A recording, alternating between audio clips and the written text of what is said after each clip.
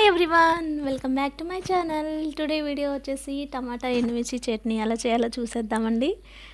నేను రీసెంట్గా నేర్చుకున్నానండి ఈ చట్నీ ఎలా చేయాలో.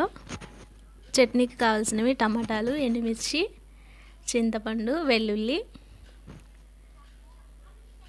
ఇంకా జీలకర్ర కూడా వేసుకోవచ్చు, ధనియాలు కూడా వేసుకోవచ్చు అండి చట్నీలో.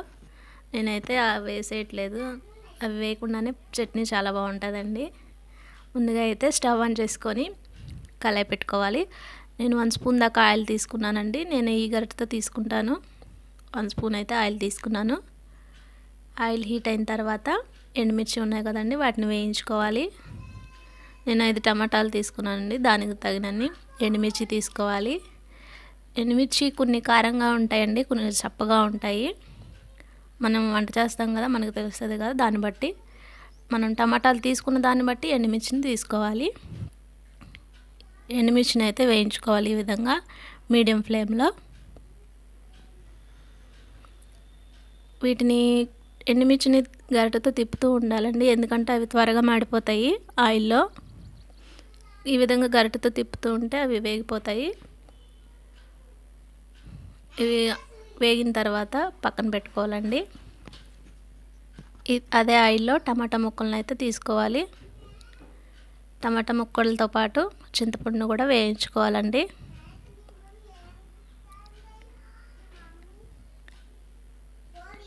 ఫస్ట్ టైం నా ఛానల్ చూస్తున్నట్లయితే ప్లీజ్ సబ్స్క్రైబ్ చేసుకోండి. వీడియోస్ చేయక చాలా డేస్ అవుతుందండి, అస్సలు కుదరట్లేదు టైము. మొత్తానికి మళ్ళీ ట్రై చేస్తున్నానండి వీడియోస్.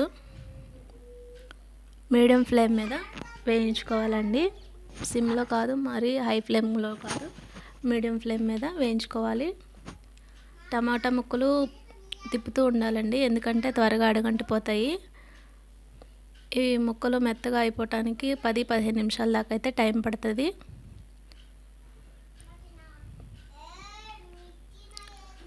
చూడండి, దగ్గర పడ్డాయి, సగం దాకా అయితే మెత్తబడిపోయినాయి, 50%. గరిటెతో తిప్పుతూ ఉండాలండి, లేకపోతే త్వరగా అడుగంటుతుంది.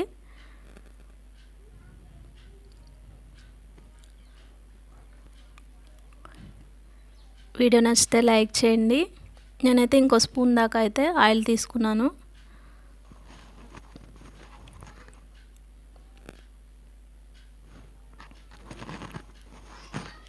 నా ఛానల్ని సబ్స్క్రైబ్ చేసుకున్న వారందరికీ థ్యాంక్ యూ సో మచ్ అండి.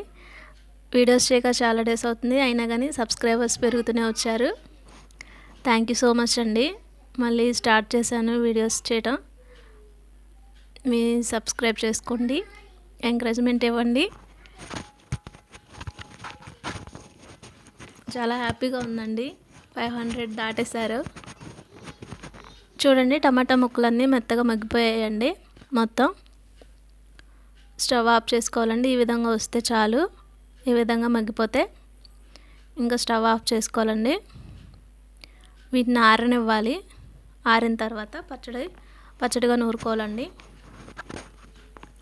నేనైతే ఎక్కువ రోట్లో అయితే దంచుతానండి, మిక్సీగా పడితే టేస్ట్ అంతగా బాగుండదు. రోట్లో అయితే చాలా బాగుంటుందండి.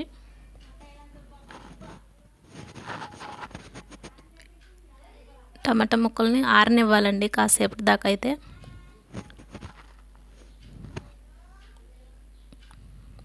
ఈలోపు రోల్ని అయితే ఈ విధంగా క్లీన్ చేసుకున్నాను. తర్వాత వాటర్ అనేవి లేకుండా క్లాత్తో మొత్తం తుడిచేసేయాలండి రోల్ని, అప్పుడు బాగుంటుంది. అందరికీ తెలిసే ఉంటుందండి ఈ విషయం. ఫస్ట్ అయితే ఎండుమిర్చిని వేసుకోవాలి. కొంచెం కల్లుప్పు వేసి దంచుకుంటున్నానండి, ఎందుకంటే ఎండుమిర్చి చిందపడతాయి. అలా చిందకుండా కల్లుప్పు కానీ సాల్ట్ కానీ వేసుకుంటే అవి మెదపడవండి, బయటపడవు, త్వరగాను మెదిగిపోతాయి. చూడండి, మెత్తగా మెదిగిపోయింది. తర్వాత వెల్లుల్లి రెబ్బలు అయితే ఒక 6 వాటికి తీసుకున్నానండి. వీటిని మెత్తగా దంచకూడదు, కచ్చపచ్చగా అయితే బాగుంటుంది. మనం చట్నీ తినేటప్పుడు అవి తగులుతూ ఉంటే వెల్లుల్లి ఫ్లేవర్ బాగుంటుందండి చట్నీ, అందువల్ల కచ్చపచ్చగా నూరుకోవాలి. వీటిలో జీలకర్ర, ధనియాలు కూడా వేసుకోవచ్చండి, ఇది ఆప్షనల్. నాకైతే అవి వేయకుండానే పచ్చడి ఇష్టం అండి, అందుకని అవి వేయట్లేదు. మీకు ఇష్టమైతే మీరు జీలకర్ర ధనియాలు కూడా వేసి దంచుకోవచ్చు.